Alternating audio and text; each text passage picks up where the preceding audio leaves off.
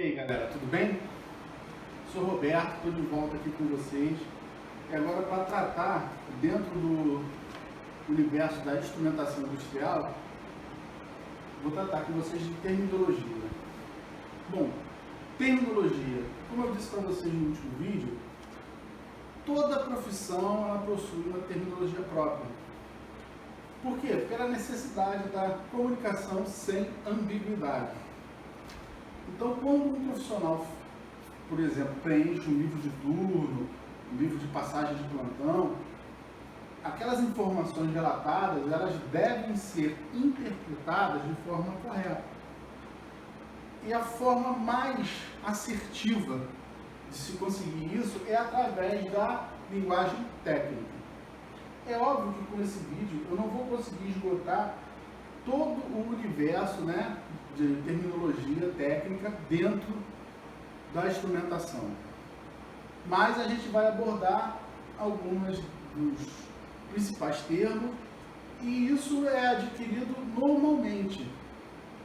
Conforme você for se aprofundando no tema, você for estudando, lendo obras sobre o assunto, normas, e com o passar do tempo você vai adquirindo essa linguagem técnica, e que é muito importante.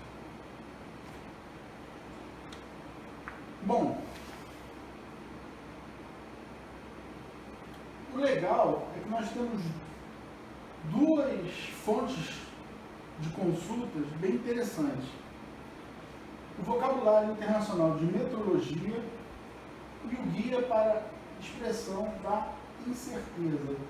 Você tem acesso a essa literatura através do Inmetro, você consegue ter acesso a ela. Nesse vocabulário, nesse guia, tem uma infinidade de termos e a definição que foi acordada internacionalmente. Então, essas definições aqui, para a língua portuguesa, é a que vale no mundo todo. Então, há um material aí de consulta para vocês, tanto vocabulário internacional de metodologia, como guia para expressão da incerteza. Além de ser um material excelente para quem procura se aprofundar na área metrológica, lembra que eu falei que o profissional de instrumentação ele pode atuar na área de calibração. Então, para quem pretende se aprofundar nessa área, são os documentos de referência para a calibração e para a obtenção da incerteza da medicina. Bom, amplitude. Aqui eu coloquei dois exemplos para vocês, dois instrumentos indicadores. Um indicador de pressão, que é o nosso manômetro, e um indicador de temperatura, que é o nosso termômetro, indicadores locais e analógicos. Em português, amplitude acaba que no meio é substituído pela palavra do inglês o span. Mas quando a gente está falando de span, na verdade o correto seria tratarmos como amplitude. O que vem a ser amplitude? Amplitude é a diferença entre os valores máximo e mínimo da escala do instrumento. Então, por exemplo, nós temos esse manômetro aqui, que ele é de 0 a 10 bar de pressão. Então, a diferença do final da escala, que é 10, no início, que é 0, eu tenho uma amplitude de 10 bar. Já aqui eu tenho um termômetro. Esse termômetro é de 40 a 200 graus Celsius. 40 a 200 graus Celsius, final da escala 200, menos 40, 160. Então aqui eu tenho uma amplitude de 160 graus Celsius. Então esse é o conceito, quando a gente está falando de amplitude, alguns vão se referir como span no inglês, esse é o conceito de amplitude. Faixa, da mesma forma que a amplitude a gente traz do inglês o span, a faixa, você vai ouvir as pessoas falando ranger, mas o correto seria falar faixa do instrumento. O que vem a ser a faixa do instrumento? É um intervalo nominal de indicações, geralmente expresso em termos de seu menor e maior valor. Ou seja, Se eu tenho um manômetro aqui, ó, que a escala está variando de 0 a 10, ele vai ser expresso em um menor e maior valor, ou seja, ele tem uma faixa de 0 a 10.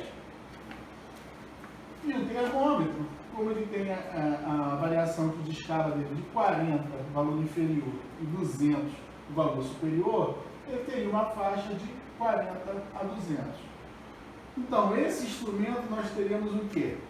Uma amplitude de 10 e uma faixa de 0 a 10. Já esse eu teria uma amplitude de 160 e uma faixa de 40 a 200. Resolução. Resolução. Menor diferença entre as indicações mostradas que pode ser significativamente percebida.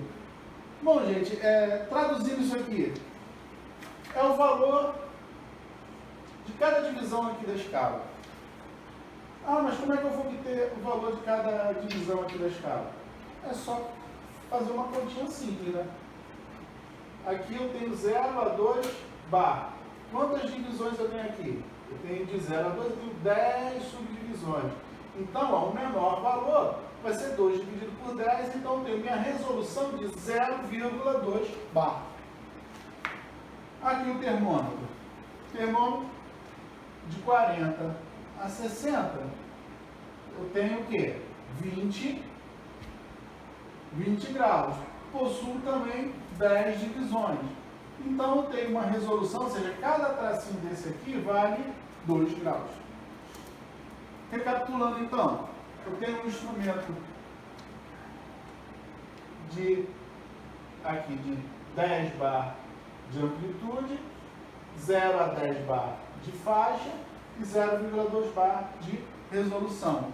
Eu tenho um instrumento aqui de 160 de amplitude, 40 a 200 graus Celsius de faixa e resolução de 2 graus Celsius.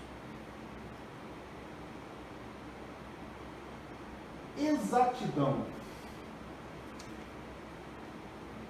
Exatidão é um conceito que ele gera uma certa dificuldade de entendimento para o aluno. Porque o aluno acaba confundindo o conceito de exatidão com outro conceito que é o precisão. Exatidão e precisão não são sinônimos. Então a gente está falando aqui primeiro da exatidão. Exatidão é quanto esse instrumento se aproxima do valor real. E nós temos a precisão.